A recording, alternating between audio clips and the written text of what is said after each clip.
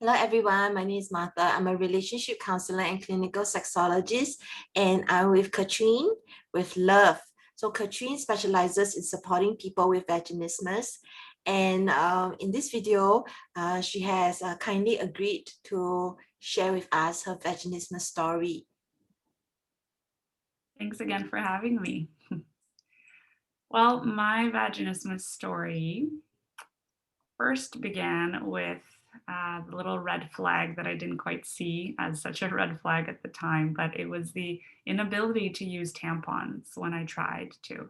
And I think this is a common thread for a lot of people who've experienced vaginismus. I remember wanting to go swimming and therefore wanting to wear a tampon for the first time and simply it not fitting. It's like there was a wall there and throwing tampon after tampon in the garbage, upsetting myself, frustrated in my body at why it wasn't working when it seemed to be such a simple thing for others. I didn't have very much support with inserting a tampon. My older sister, kind of gave me some tips. My mom said, "Oh, it should work just fine," but I gave up at that point. And so for a few years after that, I wasn't sexually active. I wasn't using a tampon. The pain of it just made me want to avoid it naturally, like the cycle of pain works. And at 18 years old, I tried having penetrative sex for the first time with my boyfriend at the time. And again, I experienced this wall. And I started to doubt, do I even have a vaginal opening? Another common thread with us because it's like there's just no going in. The pelvic floor muscles are so tight.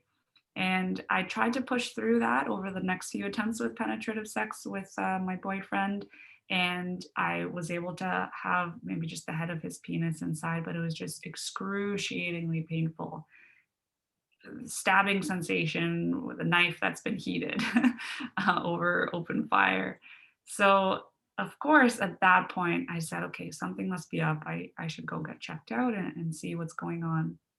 So at that time, I went to try to get a pap smear for the doctor to check anatomically if everything's okay. And I experienced the same body response being active at the pap smear attempt. And so my butt would actually lift off the table on those crinkly sheets at the doctor's office. And my legs would basically, the whole body would kind of tighten up and try to avoid the speculum naturally because of the pain I've already experienced in that area. And so the pap smear didn't work. My doctor first said, you should probably just wait. Your body just might not be ready for penetrative sex just yet. You're a little bit too young. And I'm thinking to myself, well, I'm 18. I mean, other people have penetrative sex earlier than that. I don't think I'm too young. But okay, I mean, I guess he didn't have any answers.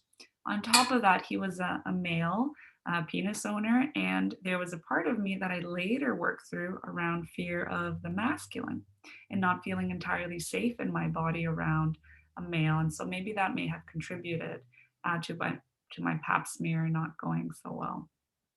I came back to him a little while later, a couple of weeks. I put my foot down and I said, okay, I want to see a gynecologist. Please give me a requisition to a gynecologist.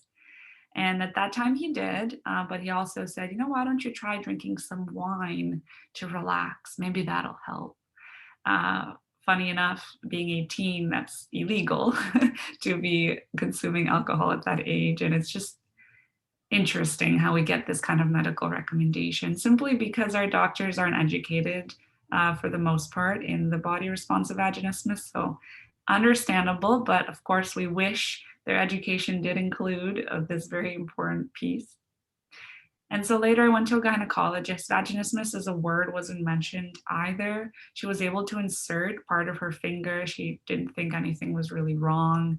Um, but of course, I was left desiring more answers. I had already Googled and come across the word vaginismus, read about dilators, late at night trying to figure out what's happening in my body. I got a lot of answers, but none of them were being confirmed by the medical professionals in my life.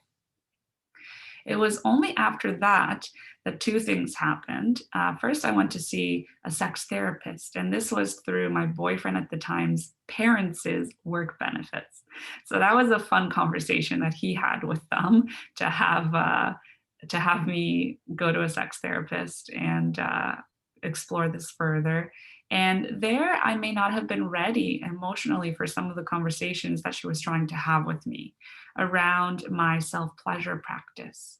And when in my life things happened in which I started to develop shame around touching my body, around my sexuality, around pleasure as a whole. And she was kind of digging deep into these patterns that were making me feel very uncomfortable to discuss. And so the sex therapy itself wasn't very effective over those few sessions. I basically gave up on it because I wasn't quite ready, or maybe her approach was a little bit too aggressive, maybe a combination of the two. But she did mention vaginismus, and she did confirm that this is the body response I was experiencing. And she did talk about dilating. So this is kind of when my healing journey officially began, because somebody confirmed it for me. And I was given some dilating instructions. And this was a 2-pager of written instructions on how to use these tools. She recommended that I get them. And I thought it would be, I was very hopeful. It was a wonderful start. Yet the dilating instructions were very limited, and they didn't include any of the very important pieces of emotional healing, of embracing pleasure, of getting used to self-pleasuring, all of that. And I basically went on to poke myself with dilators until I gave up, which happened on multiple occasions. My dilator sat in the closet for a very long time gathering dust because naturally I didn't have the guidance that I needed. It was my parents who got the dilators for me, which was also a fun story I've written about. They went to a sex store, talked to the sex store clerk about vaginismus, wondering if there's any tool like dilators in this sex store. And so one day they came home with them, and that's kind of how I started with them. But the other thing that happened was I went to an internal ultrasound, and to rule out any other physically, anatomically, things that could have contributed to my experience of pain. And that was very traumatic because I was able to allow the speculum in. It was like a thin, long wand, but I was crying the entire time. I was in a lot of pain, tears welling up, and the ultrasound specialist, she seemed very kind. She was very compassionate kind of throughout. She was trying to do her job. I was trying to grit my teeth and sit through it. But what had happened at the end of that session, and I had gotten dressed, and she kind of came out of the room and she said, "Oh, don't worry, honey. It's going to get better after you have kids." And hearing that was created mixed feelings, right? I was upset that she felt like I needed to first have kids in order for this to get better.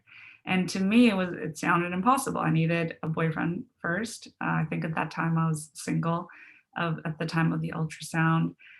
I wanted to have sex. I wanted to enjoy sex before getting married because I wanted to do that first before having kids. So it was just like a really unfortunate comment to hear. Yet at the same time, it also kind of acted as a motivator because I heard her say that. And then to myself, I thought, no, lady, I'm going to prove you wrong. I'm not going to need to have kids for this to go away. There must be another way. And with that, I kind of started doing my own digging, my own growth journey, putting the dilators to the side, knowing that this isn't going to be effective until something shifts internally, emotionally.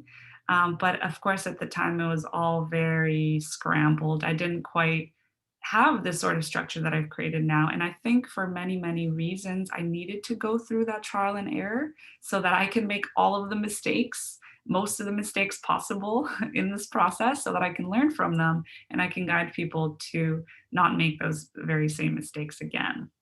So I'm very grateful in some way that it worked out this way. It took me 6 years, from 18 to 24, until I had my first penetrative sex attempt that was pain-free, and then later became really pleasurable. But that's essentially my story. I like to tack onto this as well that a pelvic floor physiotherapist that has experience with vaginismus would have been incredibly helpful for me in the physical healing journey. And so I encourage people to seek out that kind of help. And again, I'm in a way grateful that I didn't know about pelvic floor physiotherapists at the time, because it kind of forced me to learn a lot about that physical healing journey so that I can guide people through it in a more detailed way. But of course, if I had a pelvic floor physiotherapist by my side, a sex therapist by my side, professionals trained in this kind of work, specifically in the context of vaginismus, my journey definitely would have been shorter than the 6 years. Yeah, thank you for sharing. So you are right.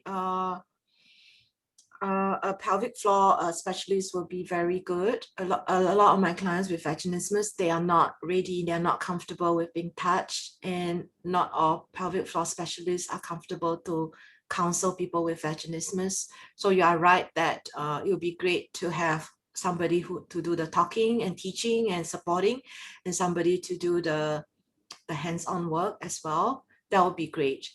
I think the key is to find people who specialize in supporting people with vaginismus, because it can be very damaging if they go to somebody who doesn't know what they're doing and say things like just drink wine or just use this numbing gel, or just relax, or just apply lubricant. Like, these things actually are so frustrating to hear.